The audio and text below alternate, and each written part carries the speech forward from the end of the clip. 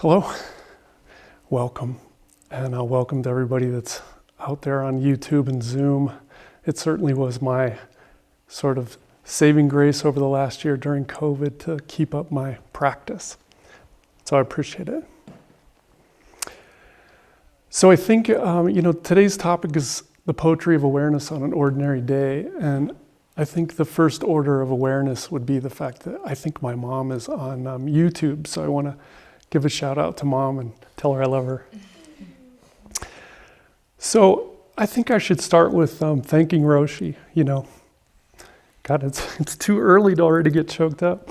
Anyway, so Roshi and I, we did meet in 1998, and certainly we've crossed a lot of paths over the years and walked a lot of paths, whether it's in France or Japan or Nepal, walked a lot of paths in Nepal. But I think the most important path was the path right here and to the practice of Zen. So thank you, Roshi. She's up at Prajna, so I'm sending her good thoughts. And I want to thank Cato, who I sort of traverse all paths in life. And then I want to thank you all. It's great.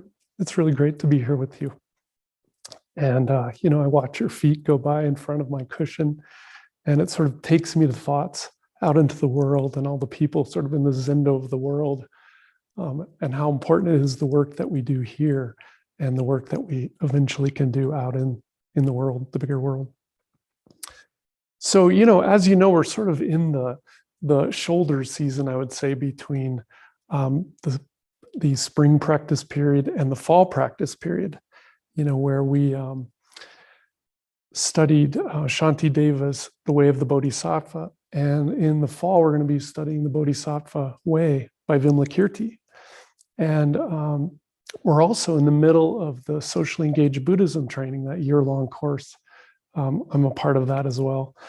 And so really the focus this whole year has been on the path of caring and sort of how we alleviate suffering in the world, especially from the perspective of, social action, social engagement. And so, with that in mind, today's June 16th. And it's Bloomsday. And, being an English major in college, Bloomsday is, it's the day that around the world they celebrate Ulysses, the novel by James Joyce. And it's the ordinary day, the 24-hour day in the life of Leopold Bloom, the central character in Ulysses. And so thinking about the ordinary day, and I thought about a question, that gave rise to what I'm talking about today. And it was a question that came to me a number of times by people that were participating in the practice interviews in the spring practice period. And the question essentially boiled down to, how do I take this sitting practice out into the world, into my day-to-day activities? And so, I think that question came to me more often than not because, as a novice priest, also am a lawyer and a divorce lawyer. And so in that capacity, work like all of us, work full time, tend to family, tend to friends, and just tend to the day-to-day of life. And so I think that's why I got the question. And so I thought about it a lot.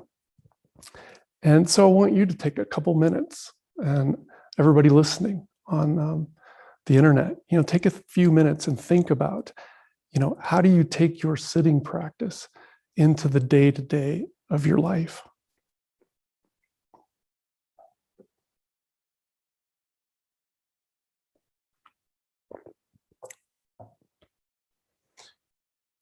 Years ago when I was a seminarian at Loyola University in Chicago, I was assigned in this summer, it's like an internship, but it was a summer placement, and it was a church just on the edge of the campus of Washington and Lee in Lexington, Virginia.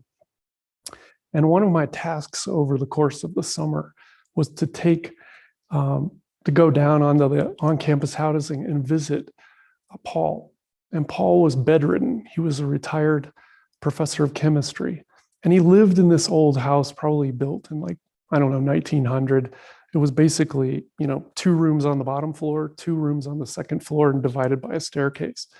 And Paul was downstairs in the living room, and his house was wall to wall, even on the ceilings, covered in art, and thousands of books. And I would go over there to visit him, and he'd say, oh, go and explore.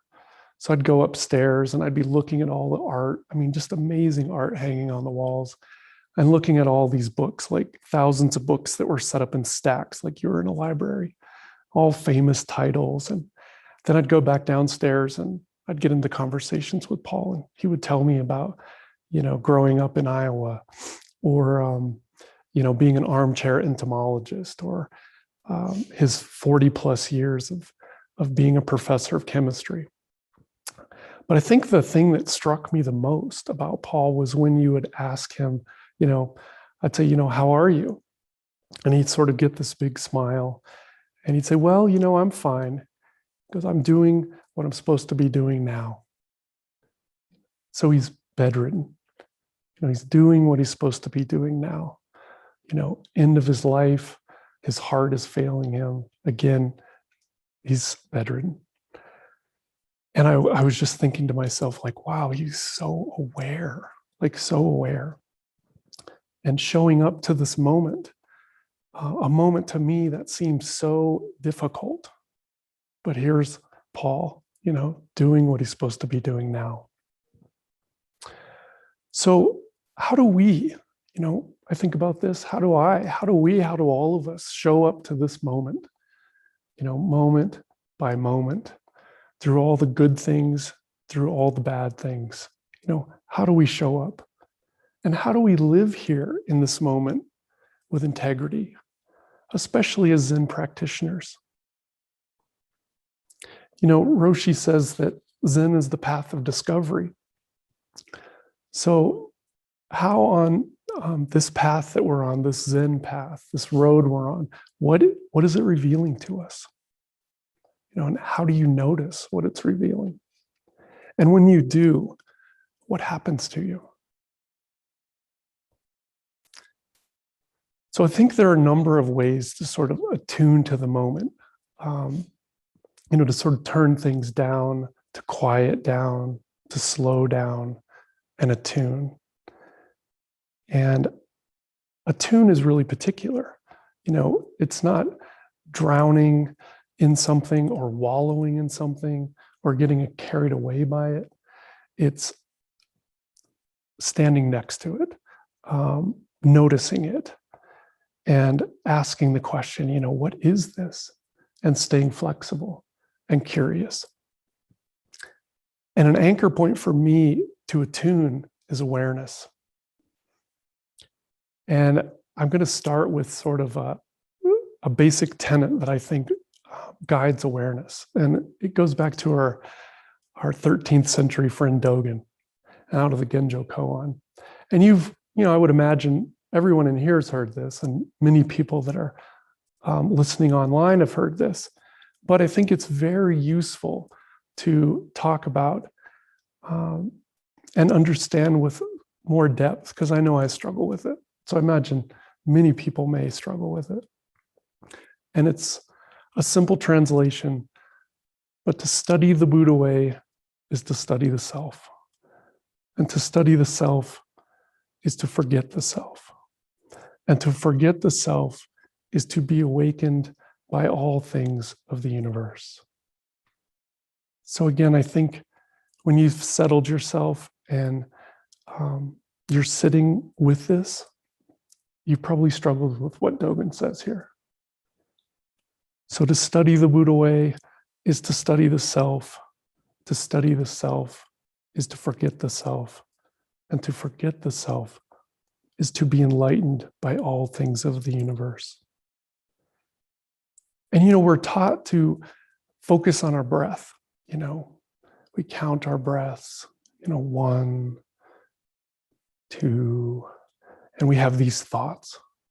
And we're told, it's like train cars. Each one of the individual cars is a thought. and it's just coming and going. Or you could think about it like a freeway, all these cars just racing by, and you're not running out into traffic, you're not flagging somebody down for a ride. Although sometimes we tend to flag somebody down for a ride, and you get caught on this thought for a long time, and then all of a sudden you realize your breath counts at like 82, 83, and you go back to 1, 2, 3, and thoughts come and go, and breath sweeps the mind.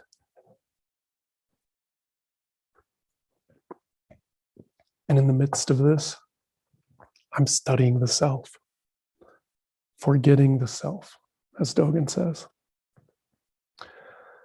So sitting is really studying the nature of the mind.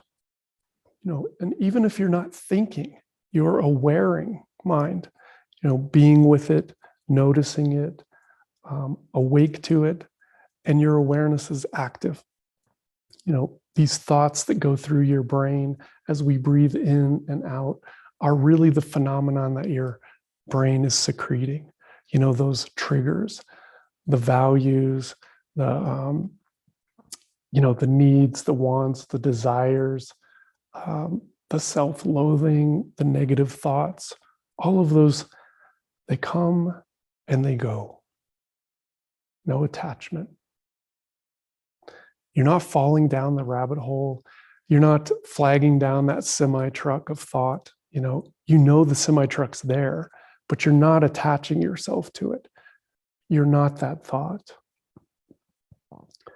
So you study that you yourself have these thoughts, but you're not that thought, and they're not you. They're temporal. They're made up from your experience. So we're not captivated by this train of thoughts, of thinking. So to study the Buddha way is to study the self.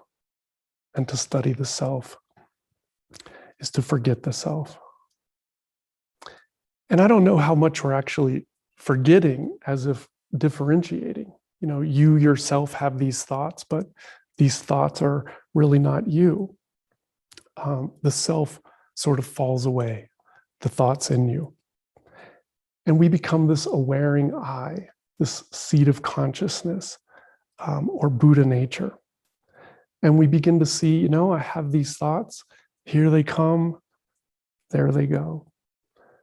But I'm not trapped by my thoughts. And now I aware more than the thoughts that my brain is secreting, more than the negative thoughts or the self-loathing or the desires or the wants. And in the forgetting, we are inviting ourselves, you're inviting yourself to be awakened by all things of the universe. Can you see that you're not separate, but a part of all things? And the more that we practice this, the more this unfolds. So I read a quote recently by John Cage, the avant-garde 20th century composer, and it's really helped me with this. And John Cage says, there is poetry as soon as we realize we possess nothing. There is poetry as soon as we realize we possess nothing. So close your eyes and settle yourself a minute.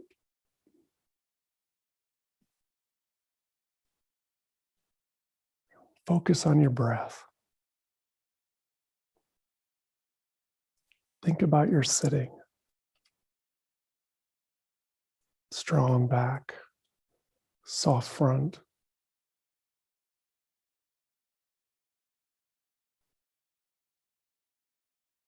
And those thoughts.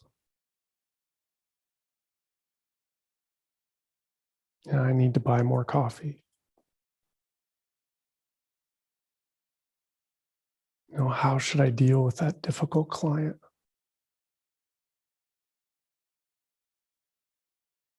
No, I forgot to call my mom.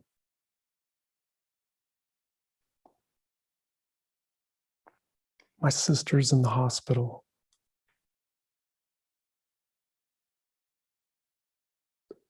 I'm afraid. Thoughts coming, going. No attachment. You're not your thoughts.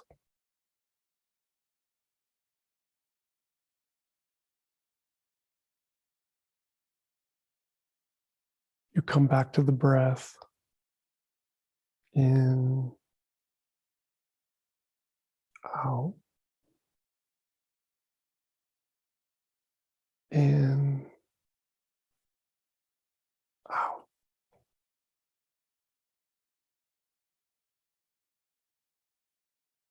There's poetry as soon as we realize we possess nothing.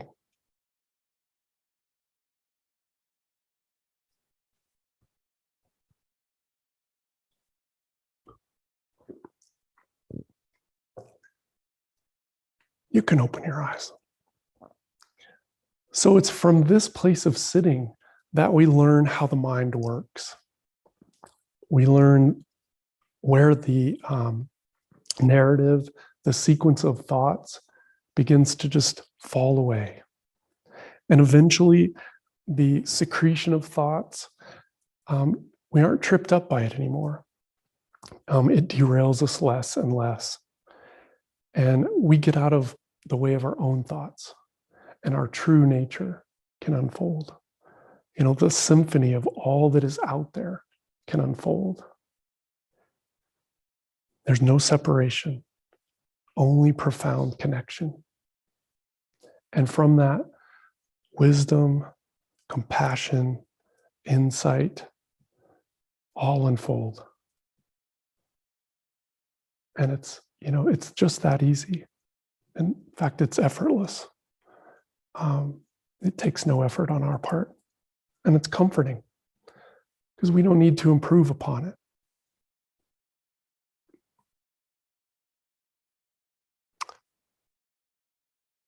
So awareness on an ordinary day. You know, awareness for me is a wonderful koan, because what happens in the day-to-day, in the simple and in the complex, can be very profound.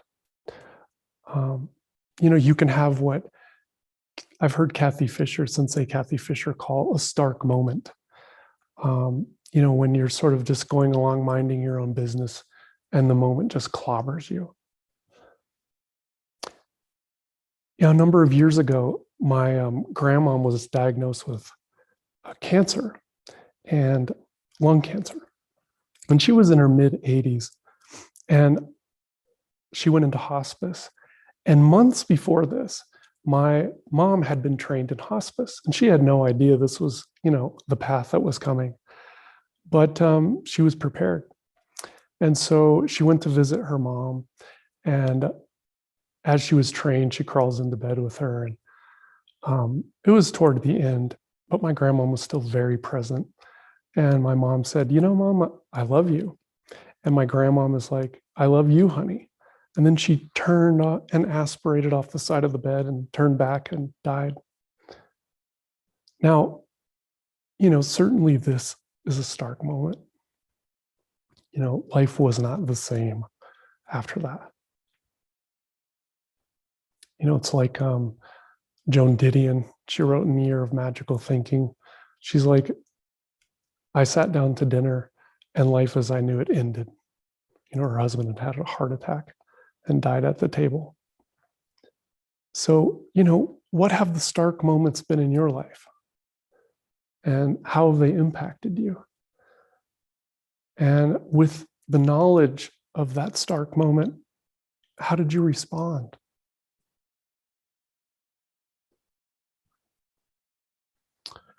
So the stark moments can be quite profound and really inform us, especially if we're aware.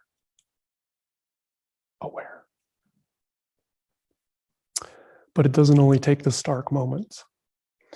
You know, what happens in the ordinary day to day, the day in and day out of our lives, can be just as profound and have just as much impact as those stark moments.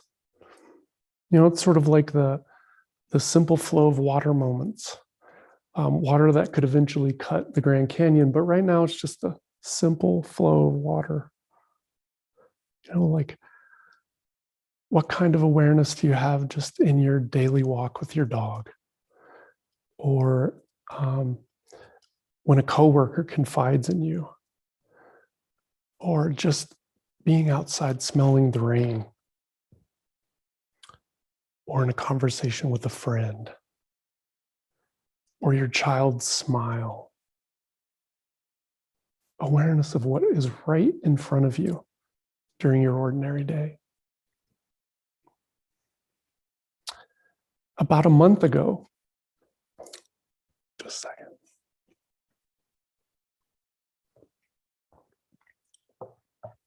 About a month ago, I was in a flat bottom boat on the Pacific coast of Guatemala, just sort of exploring the mangroves.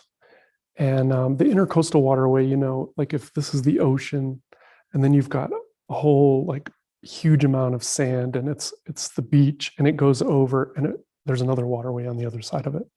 And so we're in the intercoastal waterway, and on both sides of the waterway, these dense mangroves grow, and they look like magnolia trees, but the root system is just, it hangs down into the water, but a lot of the roots are completely out of the water, and it's very, very dense. So we're going along. Oh, and the interesting thing, I shouldn't go into this, but mangroves are on either side of the equator, all the way up to the Tropic of Capricorn and the Tropic of Cancer. The only place you'll find them in the world. And they are only in sweet water, water that's half salt water and half, or I don't know what the percentage is, but salt water and fresh water. And they're the world's filtering system. So they're really necessary, and all sorts of countries are enacting laws to protect them. So anyway, finding an opening in the mangrove is difficult, but we found an opening.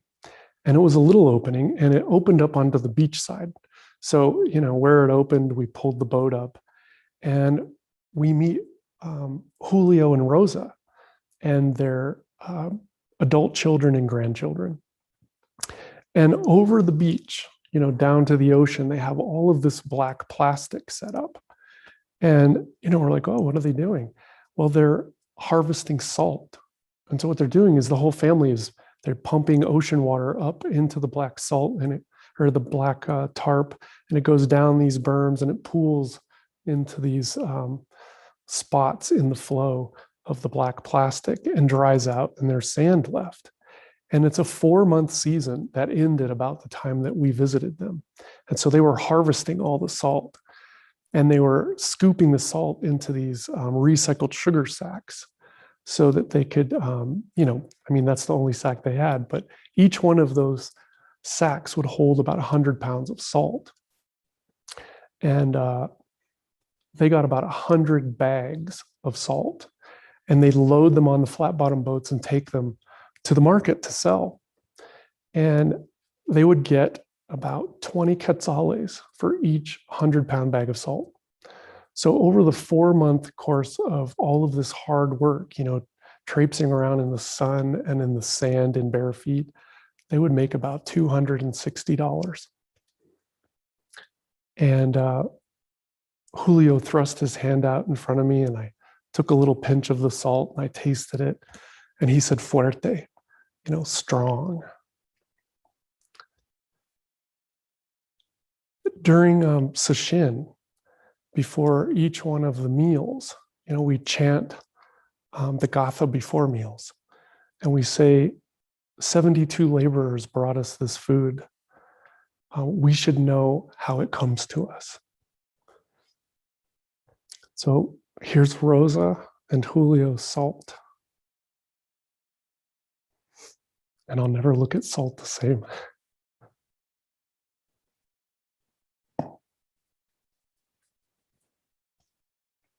So, what have you noticed about the ordinary moments in your day? And how has it influenced you? So ordinariness, or I should say awareness during an ordinary day can also be thinking about thinking. So metacognition, sort of looking at yourself in a situation and how you respond to that situation.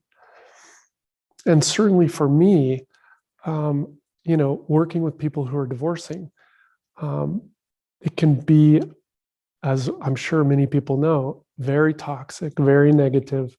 And when you're doing it year in and year out, it doesn't always work to bring the best self forward. So when I'm in a difficult conversation with a client, sometimes that best self doesn't come out. And I may say something I shouldn't or not be as sensitive as I could be. But I'll tell you what, I work very hard to listen and very hard to sort of step back and try to aware and think about where they're coming from. So go to a place of deeper awareness, awareing the moment and awareing the difficulty that the person's going through. So when you notice yourself in a difficult situation and how you respond, whether it's with coworkers or with your family, or when you're deeply presencing someone, really presencing them, or looking deeply at any moment of your day, you start to see that there's no separation, just a profound and deep connection, a deep connection without boundaries. And it's a connection that's always been there. So our practice of awareness and then the action from that, our reaction from that, there's a dialogue that goes on between the two. And we need some amount of spaciousness to really understand the dialogue and be aware and notice. So can we open ourselves to the mysterious nature of the mind, especially in the midst of a difficult situation? And be aware, that guy cut me off, or that client screamed at me. And from that place, step back, slow down, try to move out of what our habitual reaction would be, and just take notice and be aware of what the other where they're acting from. Oh, I'm noticing that they're really upset, and this is having a reaction in me. I'm feeling defended or guarded, and you just take a step back and slow down and quiet and ask, what is this? What do you need to know in that situation? Oh, they're triggered because of fear or anger or sadness or the swirl of all of these things. And in the slowing down, in taking the time that we need to sort of comprehend or aware all of that information, we can respond differently. We can proact rather than react. And from that place, certainly wisdom and compassion and courage, calmness, clarity, they can all come forward. And when we reach deep into the practice that it takes to get to this place, this practice of awareness that informs our activities, certainly we can act differently with wisdom to relieve the pain and suffering that we're going to encounter, and do it day in and day out where we are and when we can. And this is really what is the poetry of awareness on an ordinary day. And when we act from this place of awareness, you're really acting from your pure self. Let's just say a place of love, pure love. And when we act from a place of pure love, there is, no weight, no question. We're not acting out of requirement. We're not acting out of expectation. We're not shoulding on ourselves. I should do this or I should do that. We act from our best self. And this certainly isn't easy.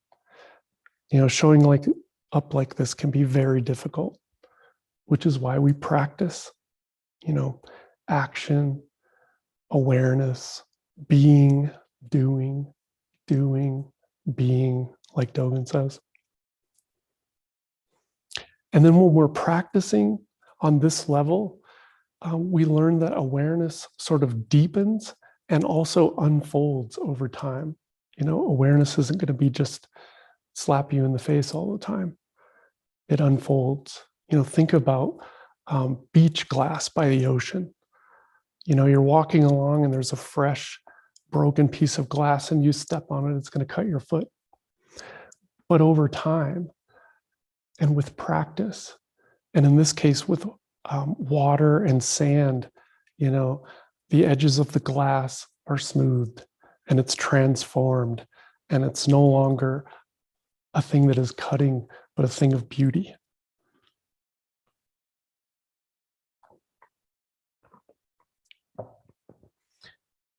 So our awareness deepens and unfolds as we practice.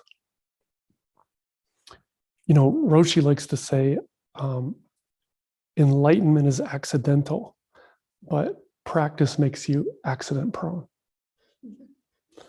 So practice.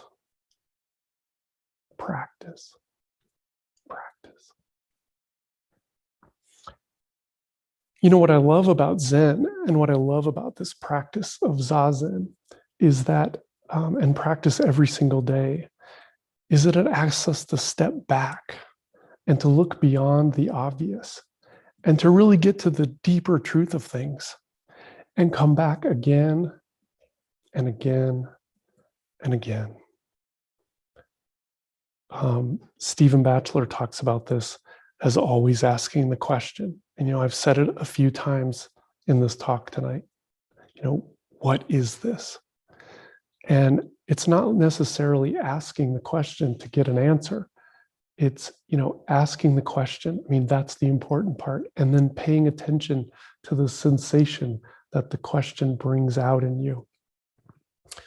But you keep asking the question.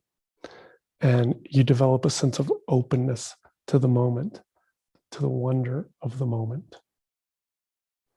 How do you aware?